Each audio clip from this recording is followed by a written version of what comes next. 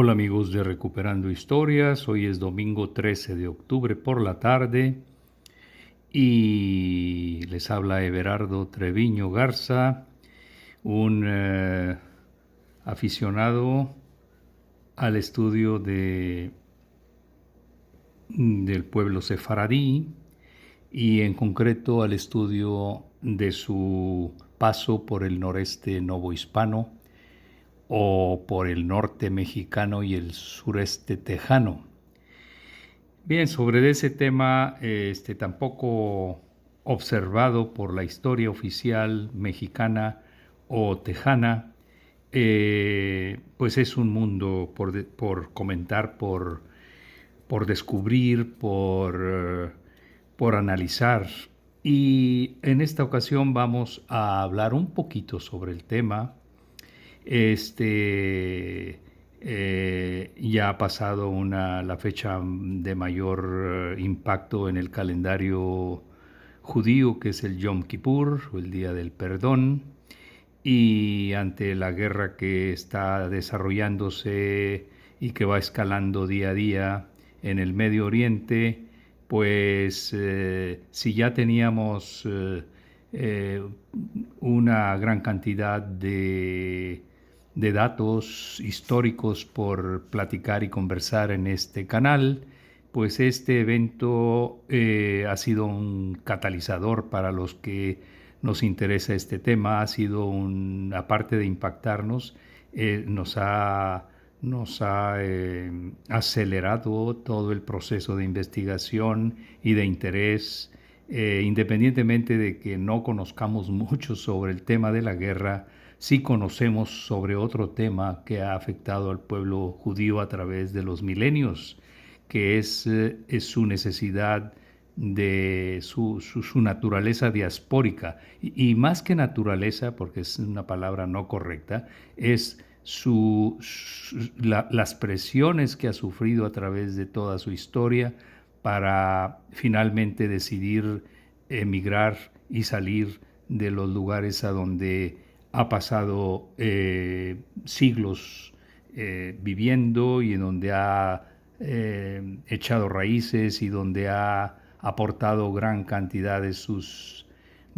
talentos y sus virtudes a las sociedades por las que ha pasado. Y ese fenómeno diaspórico constante a través de los milenios de este pueblo lo hace único entre las naciones, entre todos los pueblos de la humanidad, que la mayoría de ellos han desaparecido, mientras que el pueblo judío sigue vivo, sigue vibrante, sigue desarrollándose dentro de su estado, en el cual tiene menos de 80 años de habitar, o fuera de su estado aún, en donde todas esas diásporas quedaron esparcidas en el mundo y en donde siguen haciendo grandes aportaciones a la humanidad.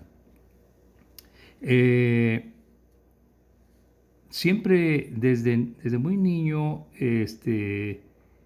me llamaba la atención, claro, por las historias familiares, por los comentarios de los ancianos de mi familia, por todas esas leyendas que estaban más cerca de la mitología ancestral para la mente y para la percepción de un niño. Pero desde entonces siempre me cuestioné mucho, eh, tenía más preguntas que respuestas a toda esa exposición de ideas de los ancianos de la familia. Y recuerdo que siempre, dentro de todas esas grandes historias, lo que más me impactaba era decir, bueno, pero a ver, se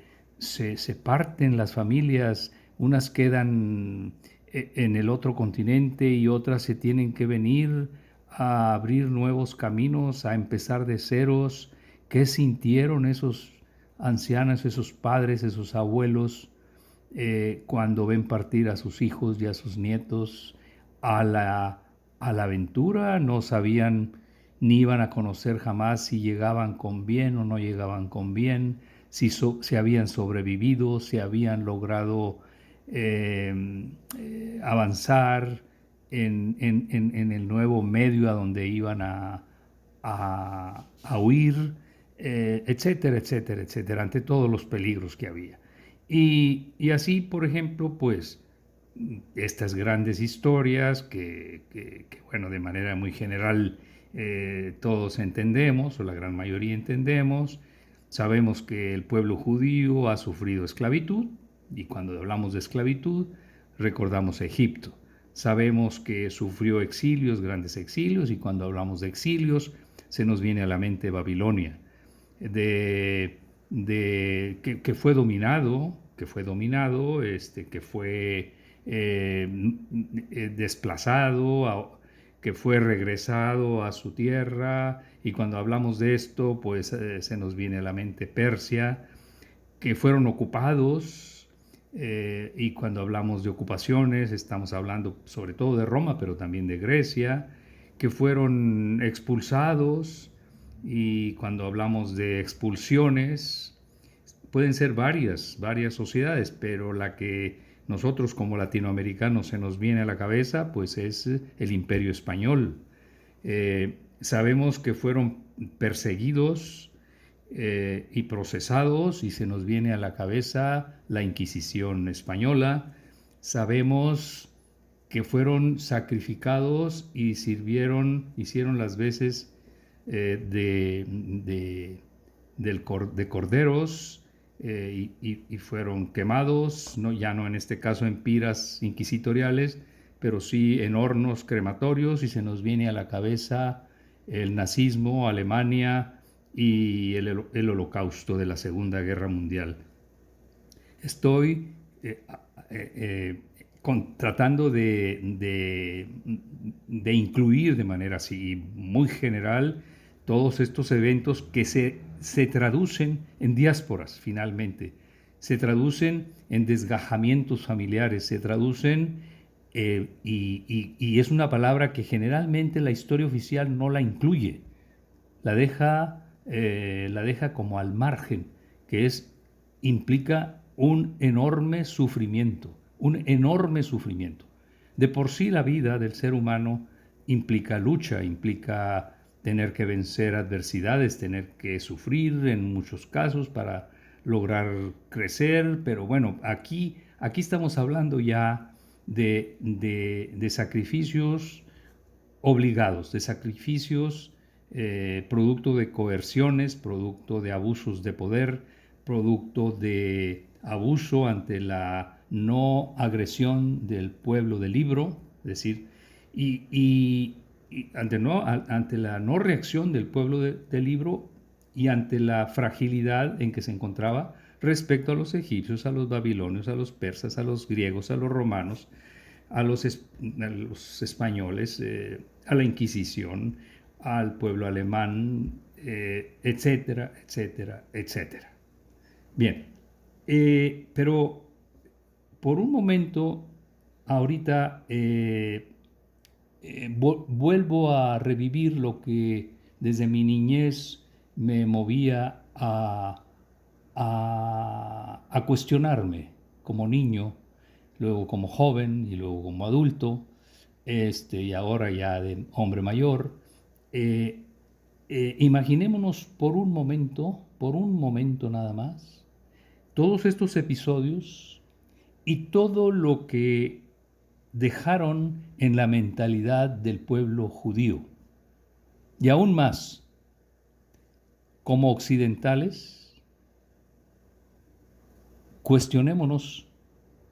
que aún con todo eso, el pueblo judío logra reorganizarse, logra renacer, logra procesar de alguna manera todo ese dolor, logra reintegrarse al resto de naciones occidentales, y logra por fin que le reconozcan el pedacito de tierra a donde, con todo el derecho que le asiste, vuelve, porque fue Ahí quedó el ombligo de su pueblo, de su civilización, de su historia. Y, y cómo a pesar de toda esa, pues sí, hay que llamarles todas esas virtudes, porque son virtudes, no cualquier pueblo reacciona y se reinserta entre las naciones después de toda su historia. Bueno, ¿cómo ahorita, en este momento, con todos esos recreaciones de escenarios que creo que el mundo occidental, por lo menos, estamos obligados a recrear, a imaginar, a investigar, a estudiar, a analizar, para poder entender a fondo la naturaleza de este pueblo que realmente es la cuna civilizatoria de lo que nosotros oficialmente reconocemos, que es, bueno, pues venimos del mundo grecolatino y venimos de Europa y luego somos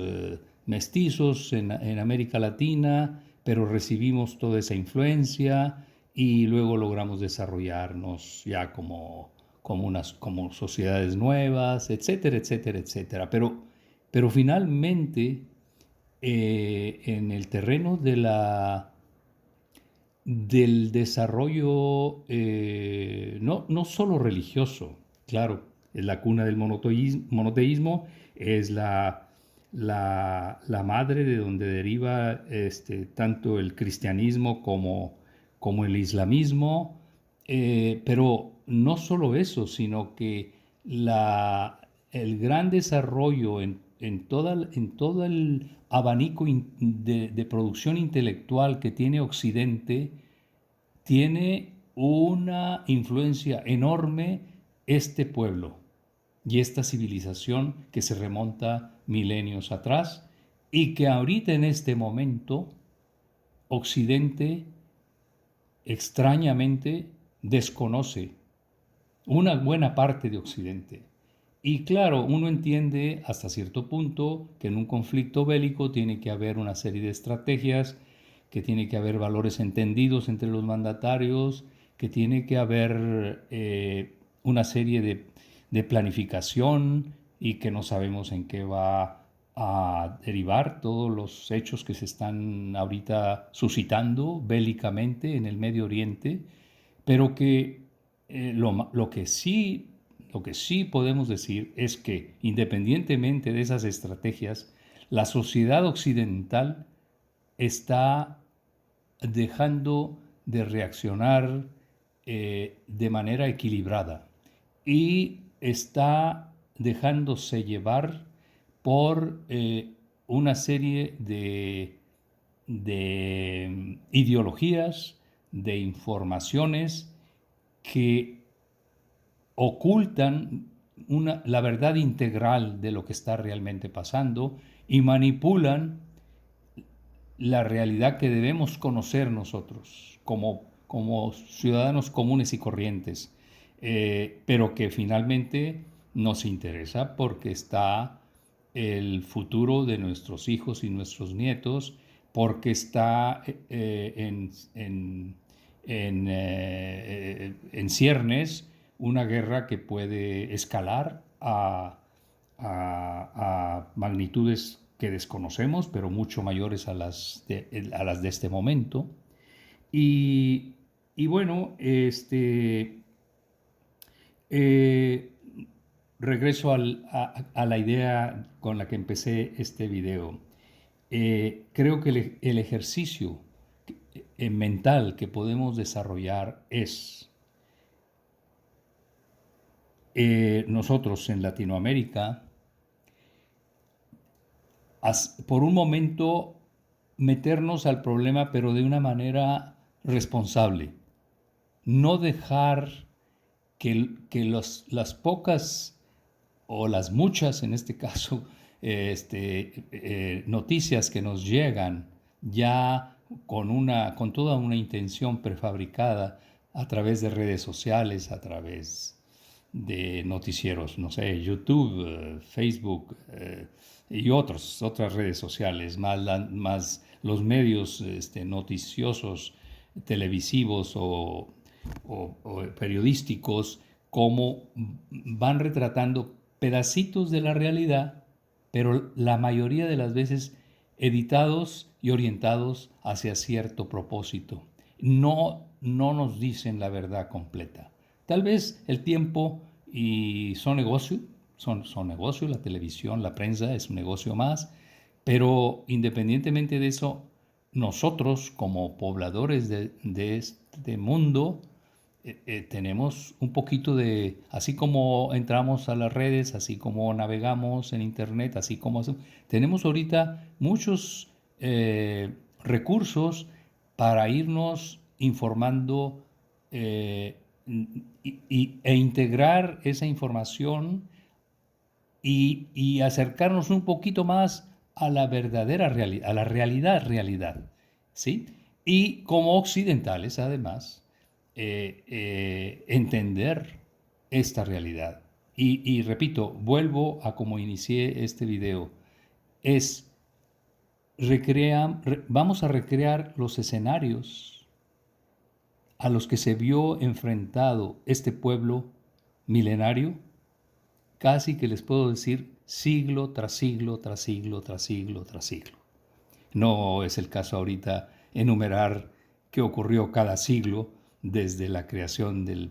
pueblo judío. Pero recreemos eso, estudiemos un poquito. Yo les aseguro que con 1 o 2 horas de navegación a través del internet vamos ubicando fuentes de información más o menos de crédito y fidedignas y vamos normando un criterio más apegado a lo que realmente está pasando. No nos dejemos llevar por lo último. Siempre tratemos de encontrar por qué ocurrió lo último. Y luego encontramos un dato, pero ese dato también cuestionémonos y digamos por qué ocurrió eso también. Y así nos vamos, y logramos entender. Desde luego, habrá la contraparte en esta guerra que también tiene su historia y también tenemos la obligación de estudiarlos, de contextualizarlo, de entenderlo,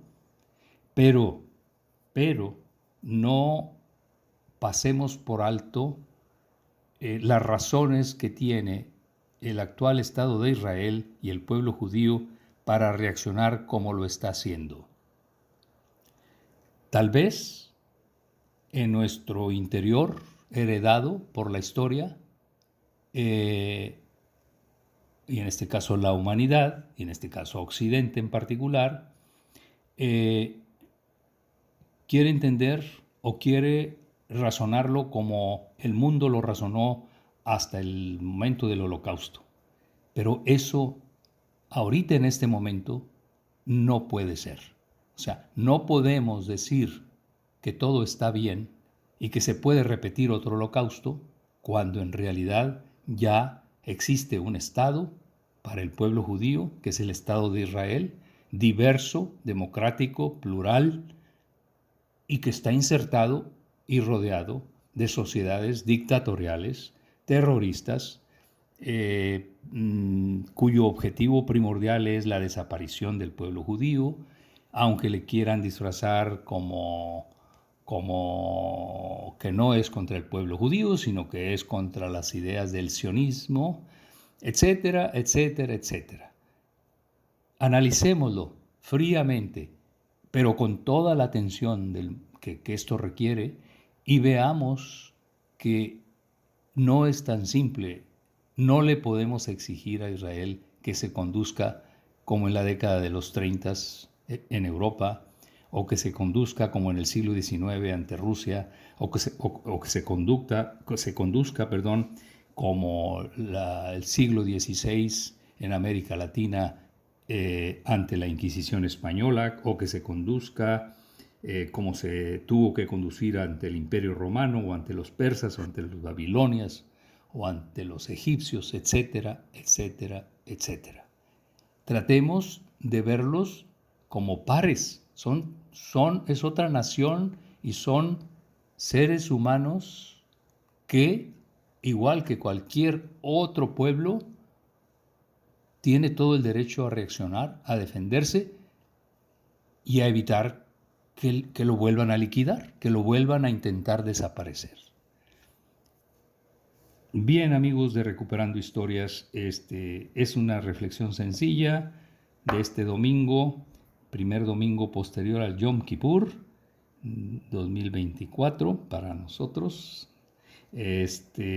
Pero agradezco mucho su tiempo y vamos a recuperar en próximos videos el tema específico de la historia del noreste mexicano y sureste tejano. Nos escuchamos en próximos videos. Hasta pronto.